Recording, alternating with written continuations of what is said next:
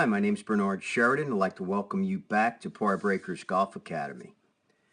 And we'd like to congratulate Jason Day on his latest win at the Farmers Insurance Open at Torrey Pines 2015. And Jason won in the playoff against several other players. So we're going to take a look at his swing today and see some of the things that he does that can really help you. So as Jason moves back, what I want you to notice is, and we've talked about this many times, as his hands get to that waist-high position, he is very much in front of himself. So that means that he's maintained that Y of his arms in front of his torso. The other thing that I want you to notice is there's been absolutely no head movement to this point. And that's why I drew a circle around his head, because Jason is great at keeping his head still and letting his shoulders rotate around his spine and maintaining his posture up to the top. And that is really a great position for you to be in as you start to get to the top. Now, what I want you to notice is by the time Jason gets that left arm parallel, he's already started to create a pretty good amount of lag to load that club. So if we look at that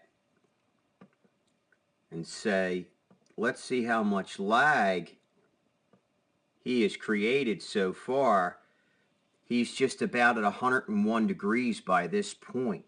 Now, as he gets to the top, that starts to get significantly more, because that's that continual gradually hinging of that left wrist to create load and loading that club up to the top. And then as he is at the top, he's in a really good position here. And notice too that at the top, he's a little bit short of parallel. Let's get rid of that last one. He's a little bit short of parallel, but his head is still in that circle. Now, what I want you to notice is right before he gets to the top, we're starting to see his head move a little bit forward, okay? And his hips are actually starting to move forward as he gets to the top. So as he starts down, there's a rotation and that head goes slightly more forward, okay? And that's due to weight shift of him getting up onto that front leg now and starting to push off and use the ground as that ground force to create power, pushing towards that front leg. Now, as he gets back to that position where his left arm is parallel, now we're seeing a lot more lag in that shaft, okay? So we're at 60 degrees now, so we were actually have really created more lag. And as he comes down and gets to his shoulders, or I'm sorry, as he gets to his waist, as his hands are waist high, now we're seeing, let me clear that. Now we're seeing a little bit less lag being maintained. So it's 105, and then as he gets, and now he's coming into impact, and that lag is starting to release. Hands are still at that waist height.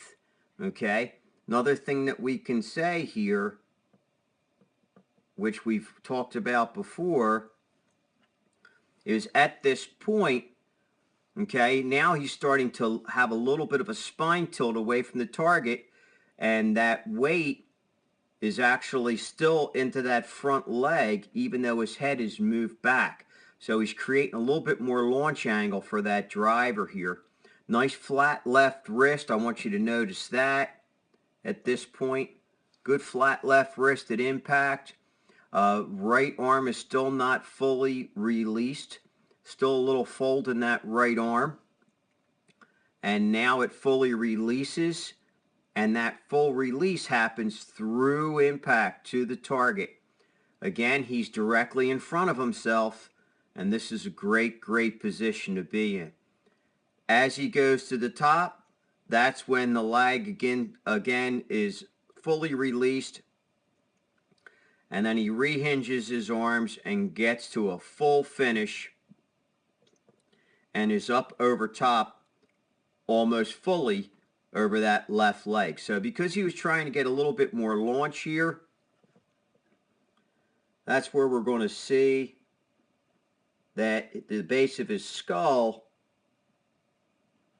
is a little bit, oops, let's clear that and make that perfectly straight, is a little bit behind his left heel. Now, par breakers, we like to see you a little bit more forward with upper torso, but he was trying to get a little bit of launch out of this shot, so that's why he hung back ever so slightly.